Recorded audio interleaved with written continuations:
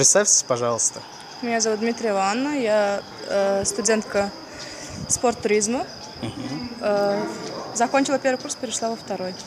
Супер. Мне 19 лет. Если Каким видом спорта вы занимаетесь?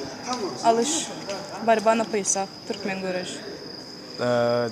Как долго вы занимаетесь этими искусствами боевыми? Этими видами я всего лишь год занимаюсь, а так раньше занималась кураж, самбо, дзюдо. Как долго вы занимаетесь уже? Уже 6 лет. 6 лет. Скажите, пожалуйста, какие у вас впечатления остались после соревнований?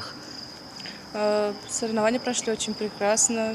Они очень дружелюбные люди, очень приветливые. Как еще можно объяснить?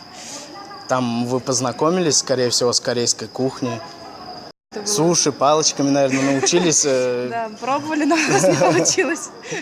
Так, а вот ваш соперник, да, представлял Белоруссию. Скажите, пожалуйста, как было, сложно ли было это противостоять сопернику?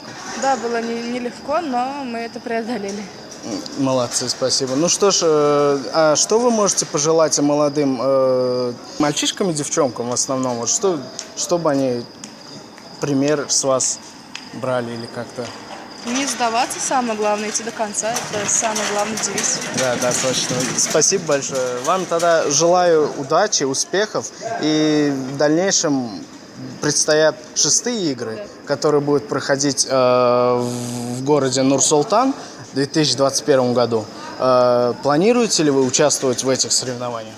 Конечно. Отлично. Ну, вам удачи тогда. Спасибо большое. Мы вам желаем занять там самый высший пьедестал. Спасибо большое. Спасибо вам большое. Спасибо. До свидания. До свидания.